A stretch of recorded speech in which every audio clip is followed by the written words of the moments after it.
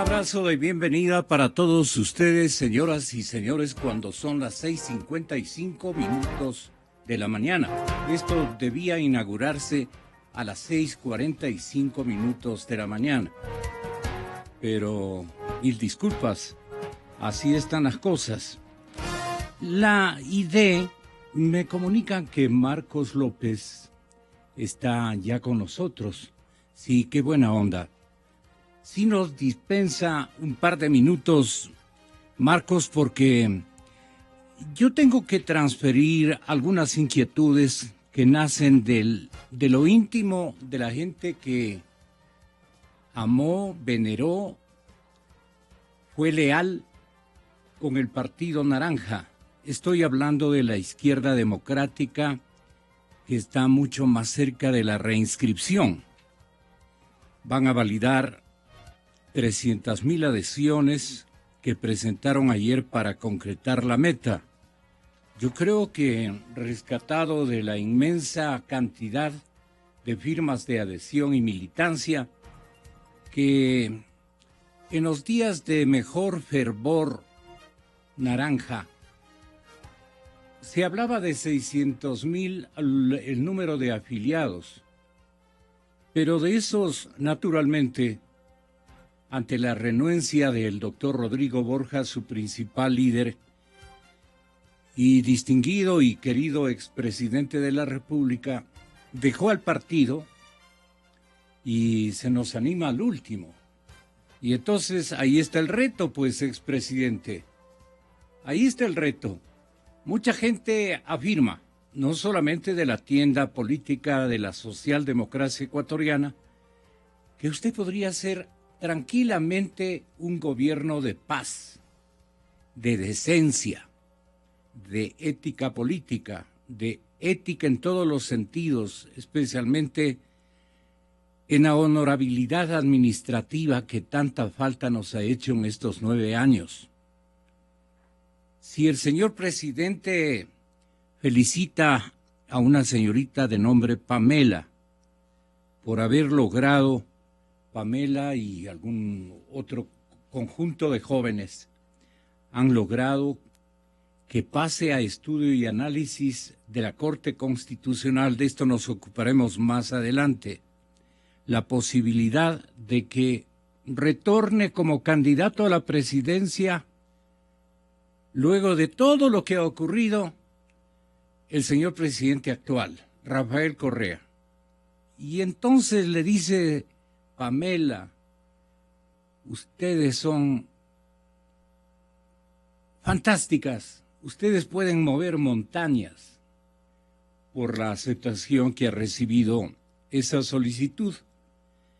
Y el asambleísta de Creo, Salgado, le replica Pamela, ustedes también pueden mover, ojalá puedan mover la montaña de denuncias de corrupción que tiene este gobierno.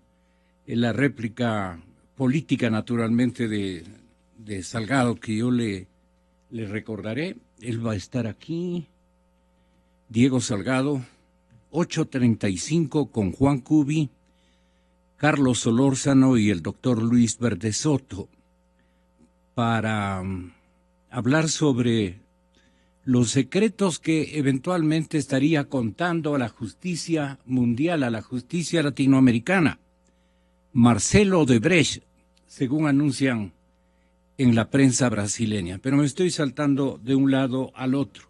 Ahora le pedimos, ya que se han ido Ramiro González, tiene su propia comunidad política, se fue hace rato Gustavo Baroja, se fue también don Andrés Páez, ahora está en Cuenca, pero fundamentalmente está en Creo. Y cuántos que se han ido para no volver, como dice el albazo ecuatoriano, ¿no? Se fueron para no volver. Bueno, pues ahí está el reto, pues, presidente Borja. Usted sería una figura en este momento, porque de lo contrario a uno le invita a pensar de que lo que se trata esto es de dispersar más al electorado nacional. Entonces va a haber ahí un arcoíris inmenso con posibilidades de que el partido de gobierno siga en el poder. Así de simple. Aquí decimos las cosas clarísimamente. Yo no me dejo engañar de nadie. El cariño para todas las comunidades políticas que han dado demostraciones de pluralidad, de respeto al pensamiento ajeno, libertades, aunque también han habido cosas oscuras. Pero en todo caso, la suerte de la izquierda democrática está allí, en la decisión del presidente Borja. Ahí está, una figura que diría, bueno, pues, Borja, vamos por Borja, honorable, honrado, gobierno de paz, gobierno de orden administrativo y menos uñas. Esta es la cosa, menos uñas. 7:01 de la mañana. La idea está más cerca de la reinscripción, pero no para dispersar, pues. No para dispersar. Tiene figuras. Vamos a ver a quienes nos presenta como candidatos o precandidatos a la presidencia de la República. Se impone una conversación muy reverente, muy constructiva y afectuosa con Vilma Andrade, que ha tenido un liderazgo que felicitamos, y con mucha juventud, que es lo principal. Se animó al último el doctor Borja, pero bueno, ahí está el reto, expresidente. Ahí está el reto. Hay que ser coherentes, y yo lo único que estoy siendo coherente, y usted lo sabe. Rafael Correa a Pamela Aguirre: jóvenes como tú son capaces de mover montañas, le dice. La noticia de que la Corte Constitucional admitió a trámite el pedido de consulta popular del colectivo Rafael Contigo Siempre alegró a sus promotoras. Stephanie Baldeón y Pamela Aguirre y Baldeón expresaron vía Twitter su emoción amplísima, pues confían en que la Corte, luego de analizar su pedido, dé paso a que se realice una consulta popular que derogue la transitoria que impide que el presidente Correa se candidatice nuevamente para su cargo en el 2017. ¿En qué quedamos? No, pero eso sí es asunto generoso de Pamela y Stephanie, efectivamente. No es un asunto mío, dirá el señor presidente Correa. No creo yo que sea solo asunto de Pamela y asunto de Stephanie. Nos está diciendo el expresidente por alguna vía: si siguen molestando, yo puedo todavía. Miren ustedes que ha aceptado a trámite, podría decirse así, está aceptado a trámite en la Corte Constitucional este petitorio de los jóvenes de mi partido, puede decir el presidente. Y si llegan a calificar, no, es que no van a poder, y usted lo sabe, señor presidente, no hay cómo. Ya es una cosa que no tiene solución ni remedio. Nos ponen sustos nomás. Ese es el objetivo fundamental. Ahí esboza una sonrisa el señor presidente. La respuesta del presidente a las promotoras de Rafael Contigo Siempre: Estefanía y Pamela son famosas ahora. Mi intención nunca fue lanzarme en el 2017, dice el señor presidente Correa. Yo quiero para un poco, yo creo en el país, que el país necesita descansar de mí. Yo creo que el país necesita descansar de mí. Y sinceramente, yo también necesito descansar un poquito del país, dice literalmente la respuesta del señor presidente. Así es que nada que ver del próximo año, salvo que el teatro se extienda, ¿no? Y es bueno para salir de lo mismo y lo mismo. Son buenos para el teatro. Aquí está Y esto es inconsulto. Yo estaba pidiendo a los compañeros de producción que me comunicaran urgentemente con un constitucionalista y un actor. No, es que este momento. A ver, vamos a ver, ¿cómo retorno a este tema luego? Sí, ojalá el doctor Rafael Ollarte nos pueda dar una mano. El doctor... no, a quien tenemos que llamar por teléfono a ver si son pilas. Siempre tenemos que molestarle por el teléfono. A ver, vamos entonces, tenemos este momento ya conexión con el ingeniero Marcos López en la ciudad de Guayaquil. Y es que ayer afirmamos que la banca aparece como funeraria. Todas las sucursales bancarias aparecen como que fueran funerarias, tristes, encendiendo una vela, esperando únicamente que regresen las divisas, que vayan a depositar los dólares. Claro, ellos quieren que desde el colchón van, quieren que desde el lugar seguro de cada domicilio vaya a parar en la banca. ¿Pero para qué? Les pregunto a los banqueros. Para guardarle, dice, para guardarle. Claro que es buena onda, desde luego. Pero la gente le dice, yo prefiero guardar en mi propio domicilio, en mi propio colchón, porque vayan a aficionarse de mis recursos y un mandato supremo de alguien que es superior a todos nosotros en el manejo especialmente de la Constitución, que inventa leyes a la medida, como traje desastre. Entonces, sí da temor. Pero, ¿y qué sacamos con el dinero en nuestros domicilios, en nuestras casas? ¿Qué sacamos con nuestro dinero en los bancos?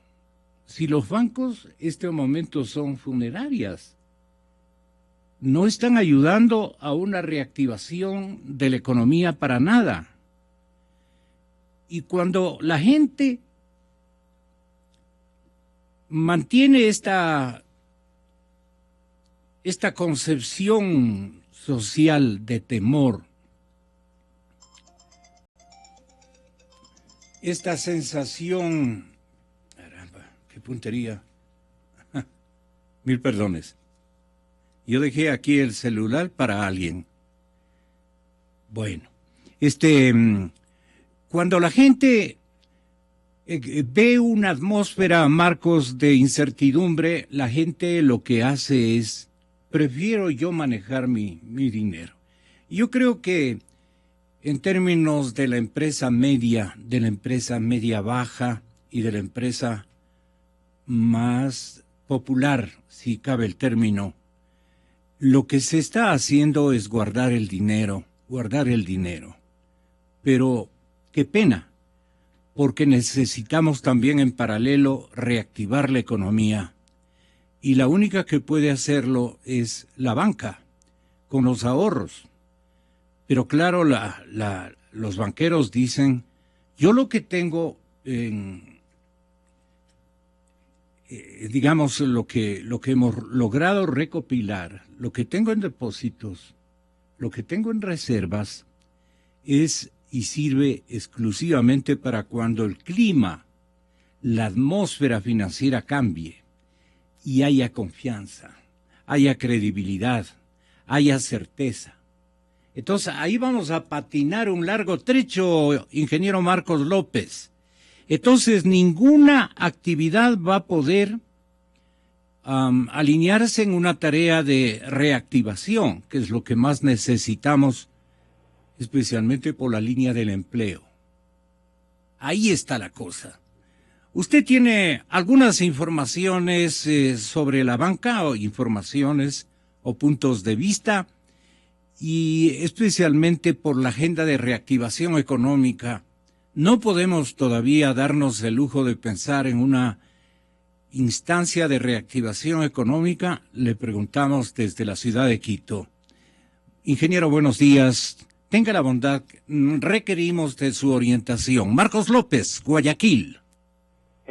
Buenos días, Gonzalo, muchísimas gracias por la invitación, muchísimas gracias a todas las personas que tienen la amabilidad de escucharnos.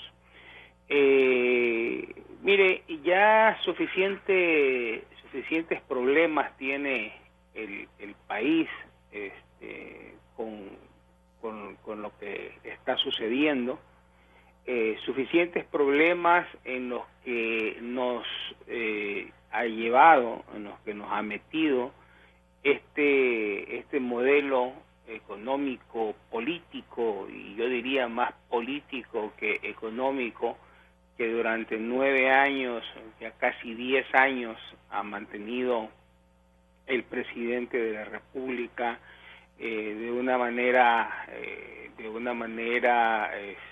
diría hasta necia, sin escuchar a nadie y siendo solamente él la única voz autorizada en economía en este país, porque nadie más sabe de economía sino él.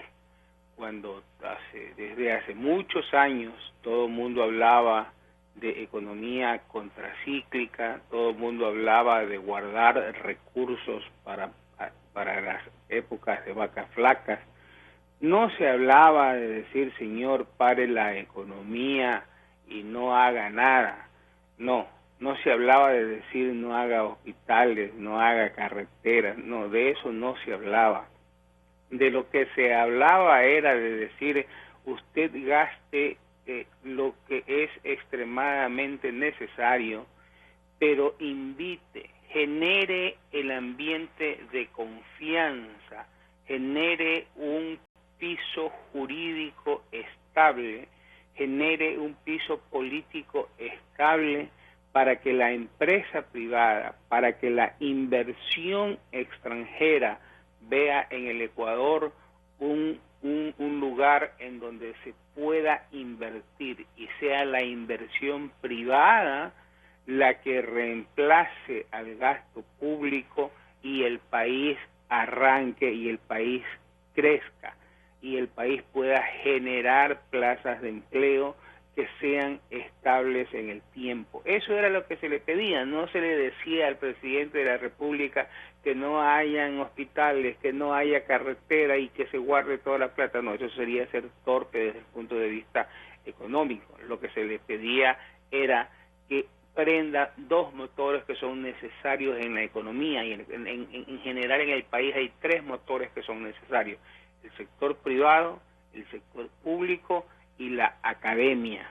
Son tres motores que deben generar el desarrollo de un país.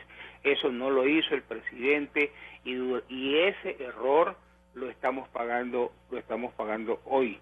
Y lo digo con la tranquilidad de conciencia de haberle dicho al pueblo ecuatoriano y de haber gritado en el desierto durante 9 años lo que vamos a vivir y lo que estamos viviendo hoy. Lo dije hace 9 años cuando empezó esto y cuando nadábamos en dinero. Hoy tenemos una crisis de liquidez y no se lo puede negar. Gran parte de la responsabilidad de esta crisis de liquidez la tiene el Banco Central del Ecuador, que no ha podido y que no supo mantener el rol que debe mantener como Banco Central del Ecuador. El Banco Central del Ecuador no es un banco comercial. El Banco Central del Ecuador es un banco que tiene una condición especial, que es resguardar la liquidez que se le confía al Banco Central del Ecuador. Yo quiero recordarle al país que entre el 2008, cuando el petróleo llega a $142 el precio del barril, pasamos a una crisis petrolera de algunos meses en el que el barril del petróleo estuvo a $40 y la Reserva Internacional de Libre Disponibilidad, como se llamaba en esa época, bajó de $6.500 millones a $2.500 millones. Pero ¿cuál era la función del Banco Central? Resguardar esa liquidez. Y el Estado, todos los gobiernos autónomos descentralizados, todas las empresas del sector público que tenían sus depósitos en el Banco Central, los pudieron girar absolutamente sin ningún problema. Por eso bajó la reserva a 4.000 millones, porque giraron 4.000 millones y continuaron gastando 4.000 millones, y el Banco Central del Ecuador fue lo suficientemente responsable para tener esos 4.000 millones de liquidez y responder. En este momento, si es que todos los gobiernos autónomos descentralizados, si es que todas las empresas públicas giraran el dinero que tienen allí para poder mover el país, porque para eso se guarda la liquidez. En este momento, todos los depósitos que están en el Banco Central del Ecuador, que tienen todas las empresas públicas, que tienen todos los gobiernos autónomos descentralizados, todos esos depósitos deberían salir a la economía y el Banco Central debería estar listo para pagar. Pero si eso hacen, el Banco Central no tiene capacidad para poderlos pagar, porque en este momento su reserva internacional cubre apenas las reservas bancarias. Entonces, allí una parte de la irresponsabilidad.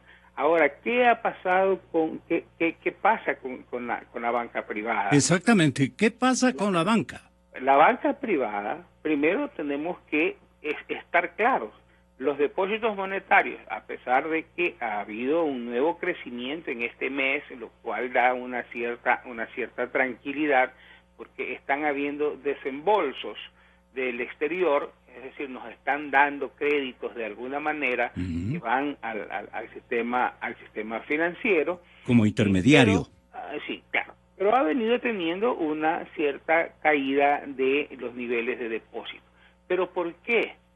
Porque la balanza comercial, que antes estaba disimulada, la balanza comercial no petrolera, el déficit de la parte no petrolera, es decir, si sacábamos el petróleo, era mucho más lo que importábamos que lo que exportábamos. Había un déficit en la balanza comercial.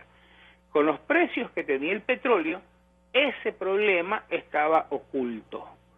Y entonces la balanza comercial total era positiva.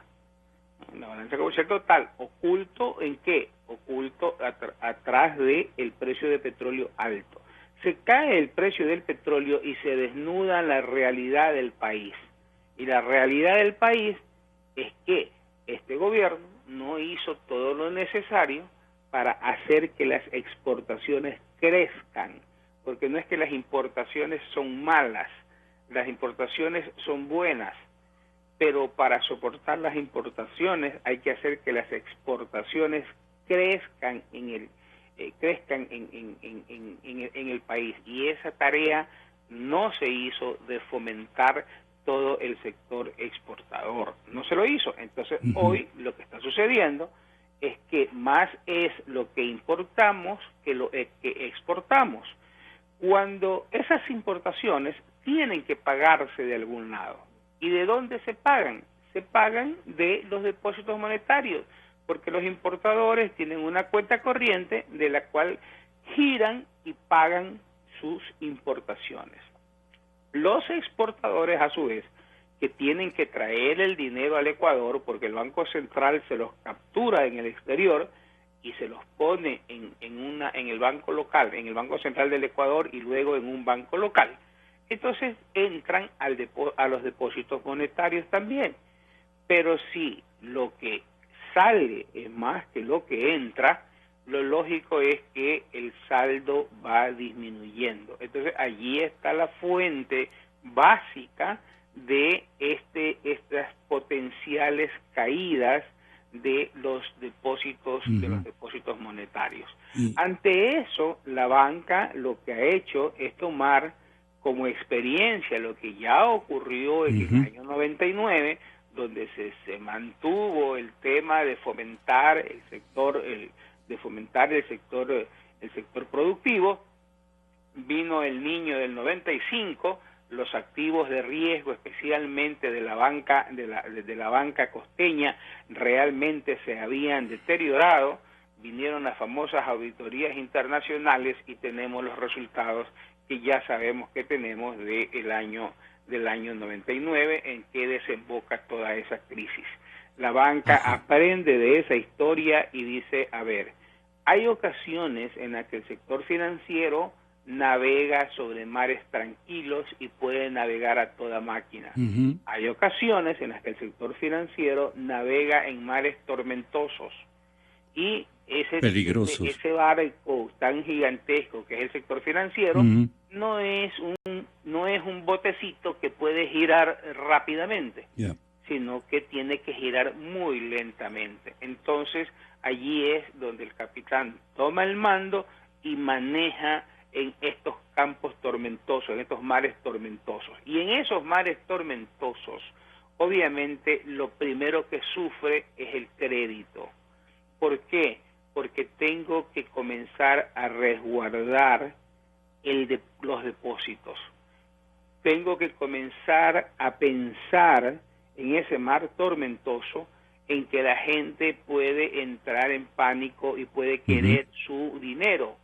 Y yo debo tener el dinero para poderle devolver a la gente y calmar esas angustias.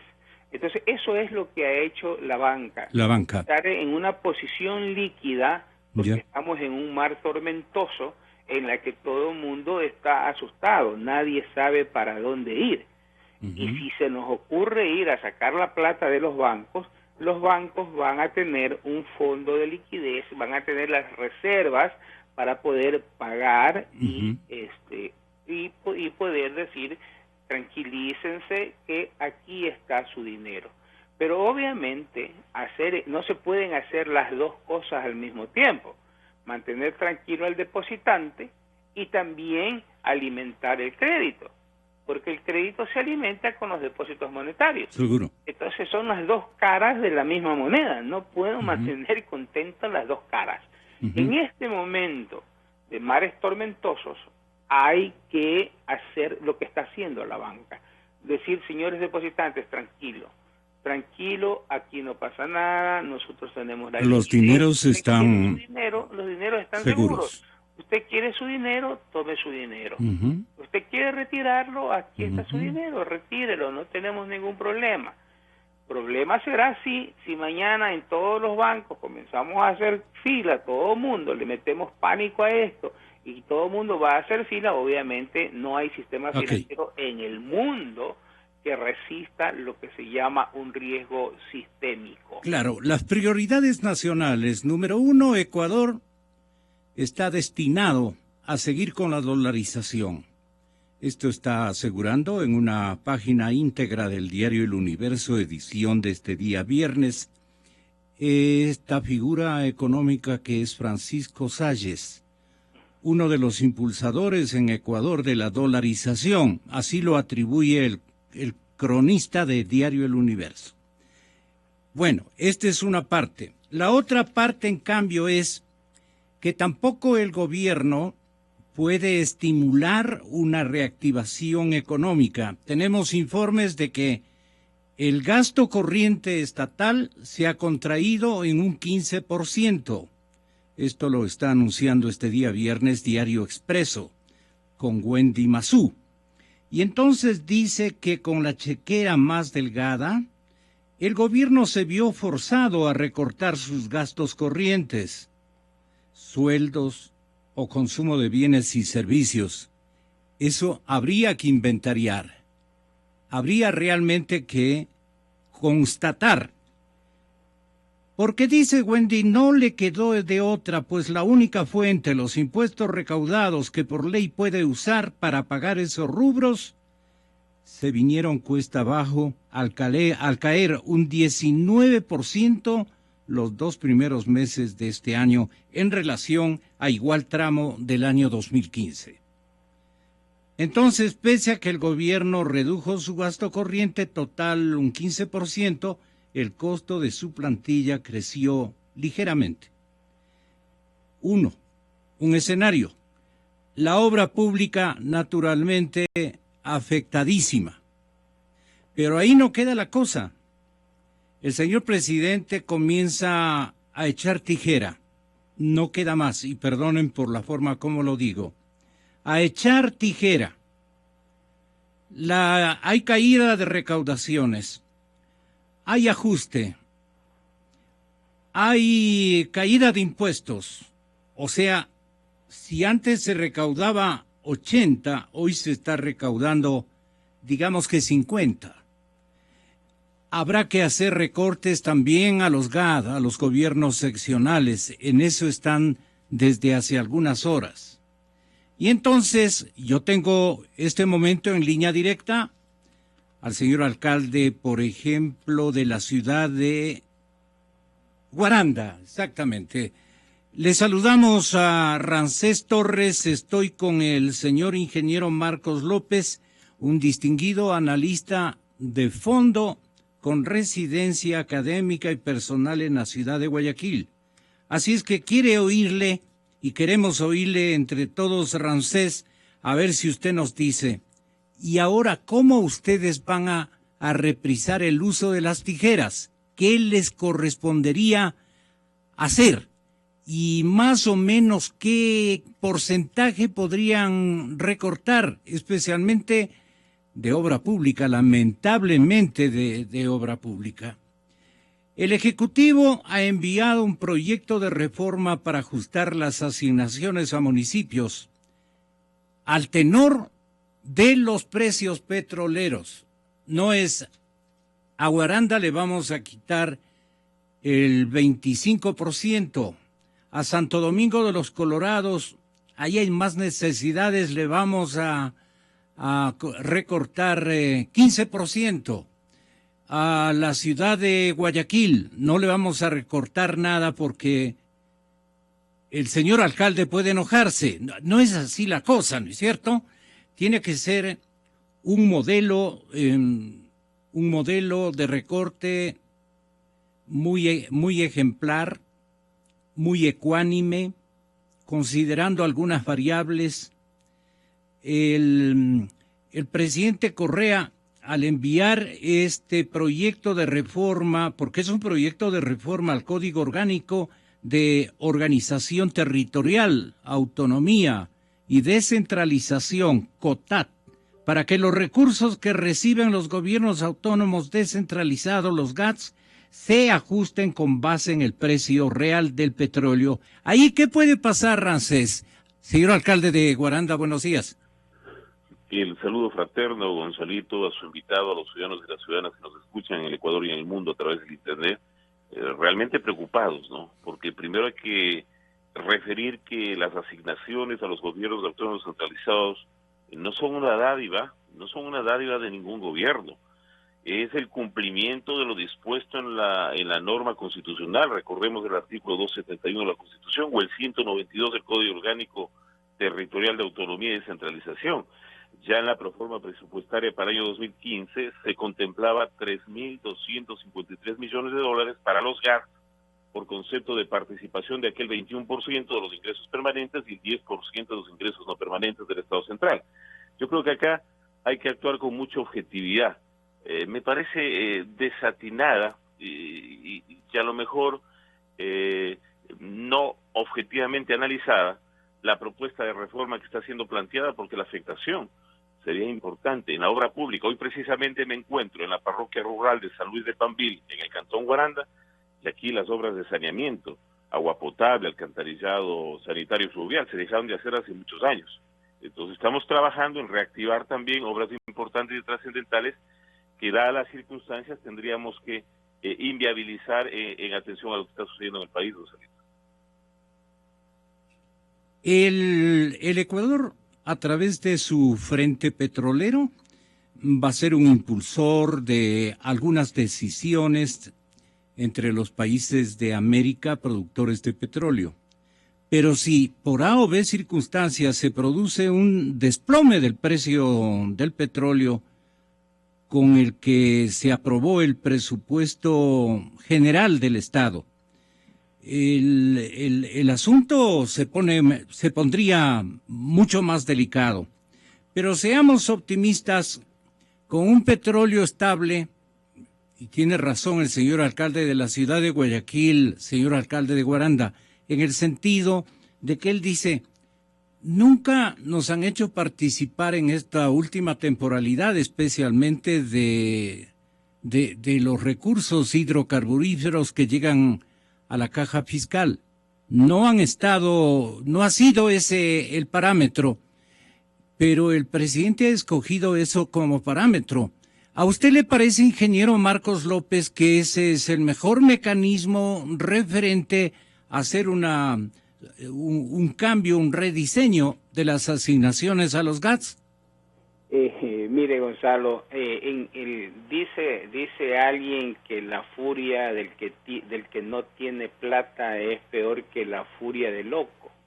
En este momento lo que está sucediendo es que al no tener plata, cualquier idea que represente desembolsar menos resulta buena.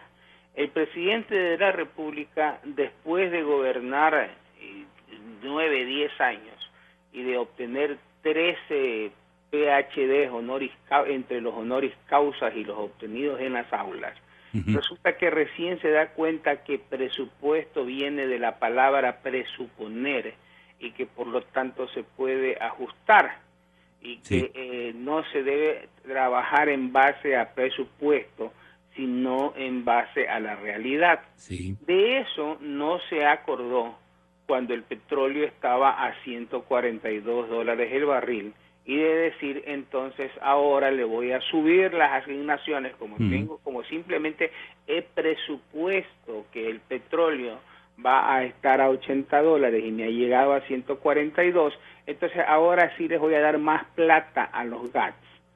Presupuesto es presupuesto toda la vida, y desde que uno se sienta en el aula en el primer día de clases de economía, a uno le enseñan que presupuesto es presuponer. Eso es presupuesto. Por lo tanto, esos presupuestos tienen que ser hechos técnicamente y no políticamente. Tienen que ser hechos en base a una historia. Todo mundo le decía al presidente, señor presidente, guarde, ese precio del petróleo que usted está poniendo no tiene ningún sentido. Todo el mundo en el mercado internacional dice lo contrario, pero como solo él sabe economía y nadie más en el mundo, puso el presupuesto el precio del petróleo al que él quiso. Y eso que le obligamos a reducir el precio referencial, ¿no? Se le obligó a reducir. El año anterior, el señor presidente y digo el señor presidente porque según la Constitución, todas las políticas económicas son privativas del Ejecutivo. Es uno de los cambios que tuvo la Constitución, ¿no? Le quitaron, por ejemplo, todas las políticas que tenía el Banco Central, como la monetaria, la cambiaria, la financiera y la crediticia, se la quitaron al Banco Central. Dejó de ser autónomo y dijo, esas políticas son mías y son privativas, así dice la Constitución, del presidente del Ejecutivo. Entonces, el Ejecutivo tomó todas las riendas de todas las políticas económicas. Pero 10 años después, recién se acuerda de que hay que trabajar con el precio real. Eso tampoco es un presupuesto, pues. Eso es trabajar en base a un sistema de caja, de decir, señor, espérese un ratito, déjeme ver cuánto me entra para darle. Entonces eso ya no es presupuesto, eso se llama trabajar en base a un sistema de caja. El presupuesto se maneja con asignaciones. Claro, los presupuestos se manejan de una manera técnica, escuchando lo que va a pasar, escuchando lo que va a suceder en el mercado según lo que dice la gente que sabe de ese mercado, ¿no? Y decir, muy bien, yo voy a escuchar lo que se está diciendo y voy a poner un precio de petróleo que tenga relación con lo que piensa esta gente que maneja los mercados internacionales, y con eso voy a presuponer. Entonces no tendría los apuros que tiene hoy. Okay. Y si hace 9 años el presidente de la República hubiera hecho lo que tenía que hacer, hace 9 años teníamos problemas como los que tenemos, carreteras cerradas, derrumbes por todos lados, puentes que se van. ¿Qué hubiéramos tenido hace 9 años? Una fiesta de tractores por todos lados, ¿no? Regalando colchones, regalando alimentación, regalando hasta encauchados se regalaba hace 9 años cuando hubo inundaciones. Y hoy se nos caen las carreteras y no se mueve un tractor. Si hace 9 años eso le hubiera dejado hacer al sector privado, como lo hizo Mujica, para no nombrar a nadie de la derecha, a alguien de la extrema izquierda, como lo hace Mujica, que apenas se siente en el poder, arma una fuerza público-privada para todo el sector de carreteras. El señor Mujica eso es lo primero que hizo cuando se siente en el poder. Si eso qué equivocado ha estado Correa, qué equivocado ha estado nuestro presidente, lamentablemente. Y bueno, ahora quiero que usted se diera a escuchar, ingeniero López, ¿cómo podrían dos alcaldes, deben ser muy amigos? Ramsés Torres es alcalde de Guaranda, muy cordial, un hombre de buena pasta, es muy profundo y es buena gente. Carlos Falqués Aguilar es el alcalde de Machala. Nos vamos de Guaranda, camina la cadena Democracia hasta la capital orense. Y entonces, entre los dos conversan cómo van a solucionar la iliquidez que se les viene si ya no les ha visitado de cuerpo entero y se ha tomado la instancia municipal que ellos dirigen. ¿Qué es lo que podrían ustedes, señores alcaldes, miren que indistintamente salen así, Guaranda y Machala, qué es lo que piensan hacer? ¿Cómo le entrarías, Ramsés, a este diálogo con Carlos Falqués Aguilar, el dignísimo alcalde de la capital orense? Ten la bondad. Bueno, el saludo fraterno para Carlos, para los amigos del panel. Realmente sí preocupado, reitero la preocupación, toda vez de que los ingresos no permanentes del petróleo, que pueden haber registrado montos superiores a los 3.000 millones, prácticamente el 98.6% de aquellos ingresos no permanentes son por o corresponden a la participación del Estado en la exportación del crudo, del petróleo. Bien decía el economista, la relación que se hace y en atención a lo que ha significado los precios promedio para los derivados o para el tema del petróleo, ¿no? En el 2013 a 101.8 el barril, en el 2014 103.5 y en fin. Ahora se plantea una disposición normativa, una reforma para que la variable afecte esa redistribución hacia los gastos, ¿cierto? Esto va a tener una afectación importantísima, ¿no? Toda vez de que si hacemos una referencia en el año 2013, la participación de los GAT, de los gobiernos autónomos centralizados, era de 2.762 millones, en el 2014 fue de 2.977 millones, ya en el 2015 fue de 3.253 millones. Realmente la situación se pone muy difícil y bueno, ¿cómo enfrentar esto? No solo siendo creativos, yo creo que ni imaginativos. Esto demanda de una reunión urgente del AME a nivel nacional para realmente tratar con mucha objetividad y frontalidad un tema tan trascendental para el futuro de los gobiernos autónomos centralizados en el tema de los municipios. Ramsés, eso le dice usted a Carlos Falqués. Veamos qué le responde. Carlos, buenos días. Buenos días, Gonzalo, Ramsés y a todos los radio oyentes de la ciudad de Quito. Buenos días. Bueno, definitivamente yo lo que puedo decir es que estamos a la víspera de que un modelo económico esté finalizando su era.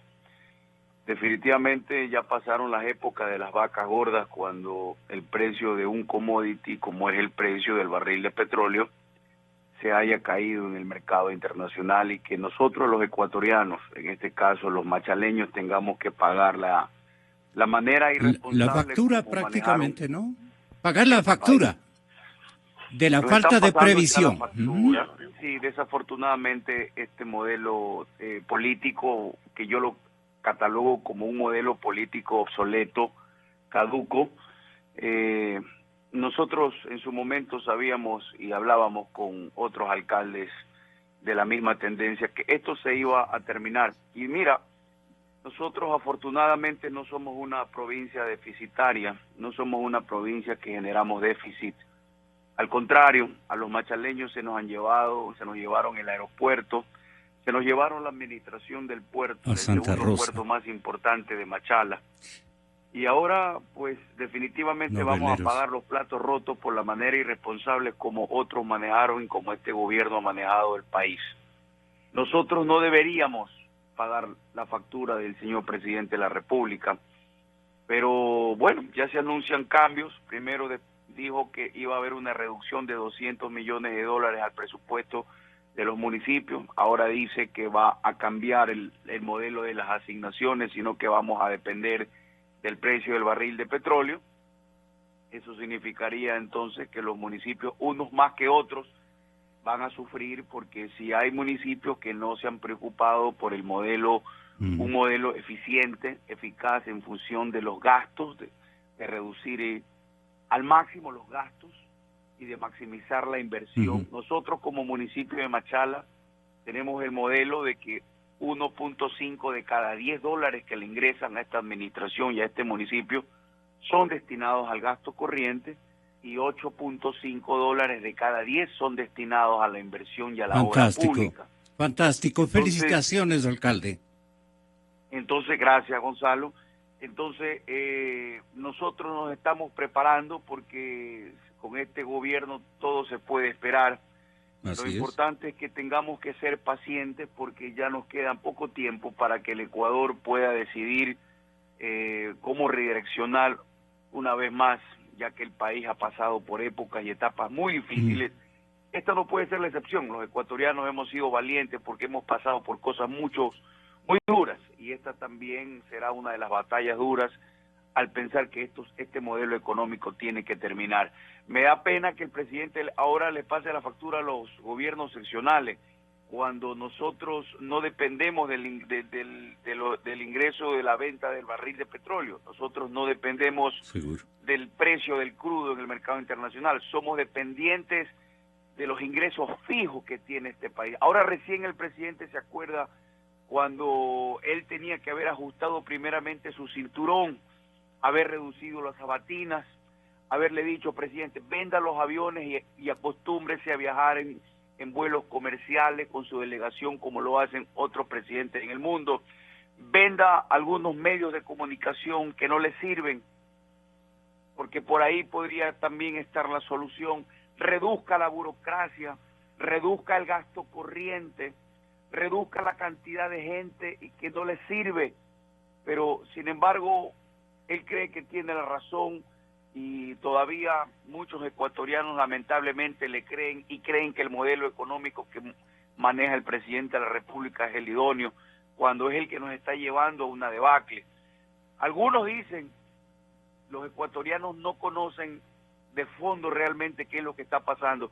Hablan de una deuda de 32.000 millones. Yo creo que el Ecuador, para mí, sobrepasa los 40.000 millones de dólares de deuda.